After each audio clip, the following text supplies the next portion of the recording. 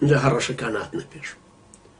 هەڕەشەی ئێران 100 هەڕەشەی تریش بکە هەر فشەی، هەڕەشەی تورکیا 1000 فشەی تریش بکە هەر درۆیە. عەبادیش باش ڕواڵەکەی لە پشتەوە تۆزێکی کە هەڵکێشێتەوە کە دایانە بەر ناحن.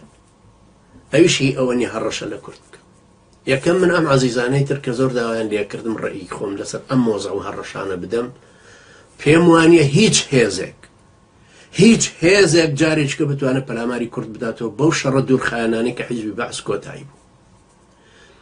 نەناوچەکە شەڕێکی ئاوا دوورخایەن هەڵەگرێ، نە ئەوانەی دەوروبەرمان توانای اقتصادیان و توانای عەسکەریشیان ئەوەندە هەیە، چونکە کوردیش بالمقابلەوە توانای عەسکەری زیادی کرد. ناوچەکە خۆی هەمووی ئەگەر وێران بوونە هەمووی وەک یەک وێران بوو.